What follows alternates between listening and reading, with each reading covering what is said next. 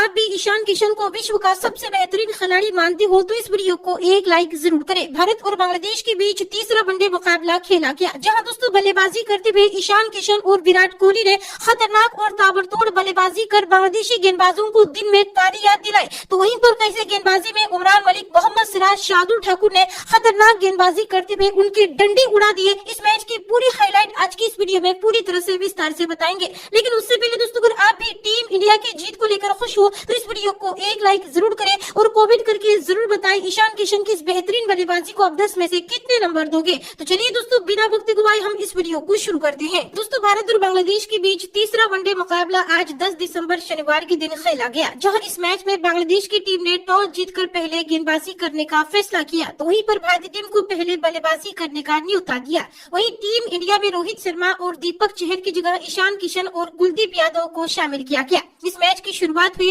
भारतीय टीम की तरफ से ओपनर बल्लेबाज के रूप में शिखर धवन और ईशान किशन की जोड़ी बल्लेबाजी करने के लिए मैदान पर उतरी। तीसरी ही ओवर में ईशान किशन ने 2 बेहतरीन चौके लगाकर एक विशाल पारी की नींव रखी। लेकिन अब 5वें ओवर में मेहदी हसन की गेंद पर शिखर धवन मात्र 3 रन बनाकर अपना विकेट गंवा बैठे और पवेलियन लौट गए। लेकिन इस बड़ी विकेट के बावजूद भी अगले ही ओवर में ईशान किशन ने 2 बेहतरीन चौके लगा दिए। इसकी कुछ ही देर बाद विराट कोहली ने भी चौका लगाकर अपने बल्ले का मुंह खोला। 10 ओवर तक टीम इंडिया 1 विकेट के नुकसान पर 45 रन बना चुकी थी। लेकिन ईशान किशन तो आज अलग ही रंग में नजर आ रहे थे। 12वें ओवर में ईशान किशन ने 3 चौके और 1 गगनचुंबी छक्का लगाकर तहलका मचा दिया। इसके बाद अगले ही ओवर में ईशान किशन ने 1 रन लेकर अपना अर्धशतक भी पूरा कर लिया। एक के बाद एक ईशान किशन चौके और छक्के लगाकर अपने विस्फोटक बल्लेबाजी का नजारा दिखा रहे थे। 17वें ओवर में ईशान किशन ने तस्कीन अहमद की गेंद पर एक आकाशीय छक्का जड़ दिया। इसकी कुछ ही देर बाद विराट कोहली ने भी एक शानदार चौका जड़ा, जिसके साथ ही ईशान किशन और विराट कोहली के बीच शतकीय साझेदारी पूरी हो चुकी थी।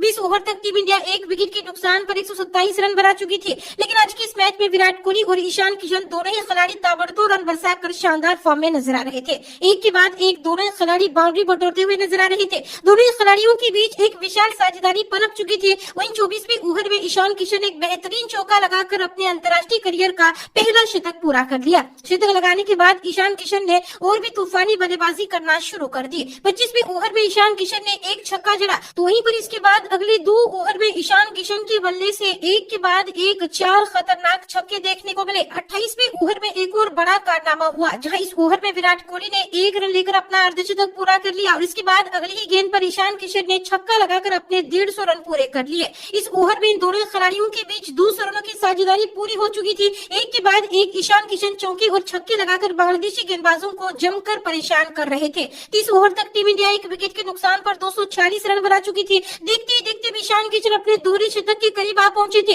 विराट कोहली भी ताबड़तोड़ रन बरसाकर अपने शतक के करीब जा रहे थे। लेकिन अब इसी बीच 35वें ओवर में ईशान किशन ने इतिहास रच दिया। इस ओवर में ईशान किशन ने 1 रन लेकर अपने दोहरे शतक को अंजाम दे दिया। यह दोहरा शतक अब तक अंतर्राष्ट्रीय वनडे क्रिकेट इतिहास का सबसे तेज दोहरा शतक रहा। इसके बाद अगली ओवर में ईशान किशन ने एक और चौका और एक और आकाशीय छक्का जड़ दिया। लेकिन दोस्तों अगली गेंद पर ईशान किशन ने तस्कीन अहमद के हाथों में अपना विकेट गंवा बैठा, जहां दोस्तों ईशान किशन 210 रनों की बेहतरीन पारी खेलकर पवेलियन लौट गए। लेकिन ईशान किशन की इस पारी ने दिल जीत लिया। उसके बाद 38वें ओवर में नए बल्लेबाज श्रेयस अय्यर मात्र 3 रन बनाकर ही अपना विकेट गंवा बैठे। लेकिन श्रेयस अय्यर के विकेट के बावजूद भी इसी ओवर में विराट कोहली ने एक और आकाशीय छक्का जड़कर अपना शतक पूरा कर लिया। 40 ओवर तक टीम इंडिया 3 विकेट के नुकसान पर 339 रन बना चुकी थी। लेकिन इसके बाद 41वें ओवर में नए बल्लेबाज केएल राहुल भी ज्यादा देर तक मैदान पर नहीं टिक पाए। मात्र 8 रन बनाकर क्लीन बोल्ड हो गए और पवेलियन लौट गए। इसके बाद अगले ही ओवर में विराट कोहली भी अपना विकेट गंवा बैठे। विराट कोहली भी 113 रन बनाकर पवेलियन लौट गए। अब मैदान पर अक्षर पटेल और वाशिंगटन सुंदर की जोड़ी मौजूद थी।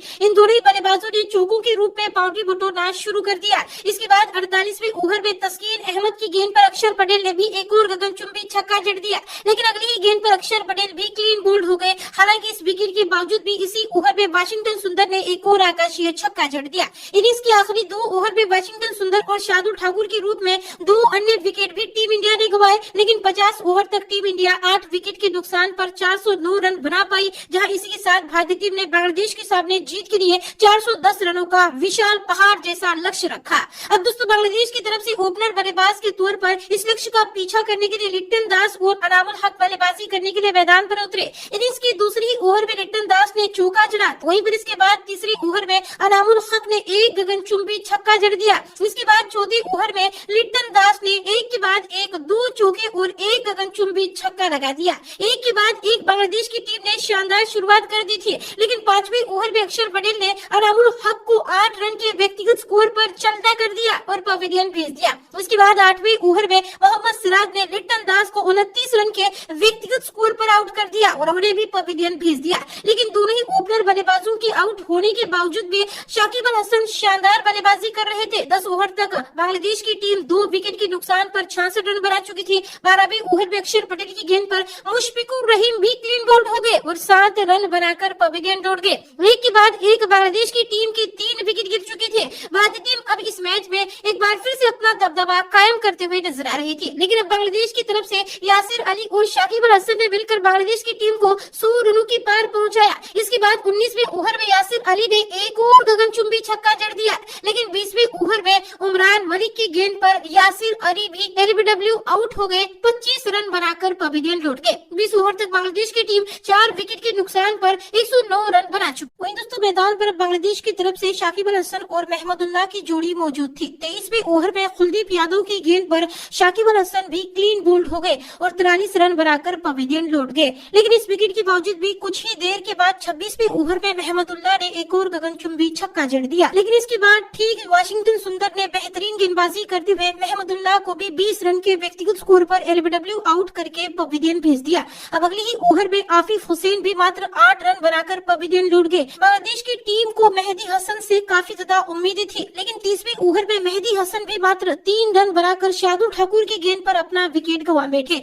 इसके बाद इसी ओवर में शार्दुल ठाकुर ने इबादत हुसैन को भी 0 रन के स्कोर पर ही चलता कर दिया, जहां 30 ओवर में बांग्लादेश की टीम 9 विकेट के नुकसान पर 148 रन बना चुकी थी। अब बांग्लादेश की टीम ऑल आउट के कगार पर पहुंच चुकी थी, लेकिन कुछ देर तक मुस्तफिजुर रहमान ने शानदार बल्लेबाजी की, चौके बटोरे, तो वहीं पर तस्कीर अहमद ने भी 2 गगनचुंबी छक्के जड़े। लेकिन इन खिलाड़ियों की साझेदारी को ब्रेक करने का काम अब 34वें ओवर में उमरान मलिक ने किया। उमरान मलिक ने खतरनाक गेंदबाजी करते हुए मुस्तफिजुर रहमान को क्लीन बोल्ड कर दिया। मुस्तफिजुर 13 रन बनाकर पवेलियन लौट गए और इस तरह से भारतीय टीम ने इस मैच को 227 रनों के बड़े अंतर से जीत लिया। दोस्तों भारत की जीत पर आपकी महत्वपूर्ण राय क्या है, उसका जवाब कमेंट करके जरूर दें। धन्यवाद।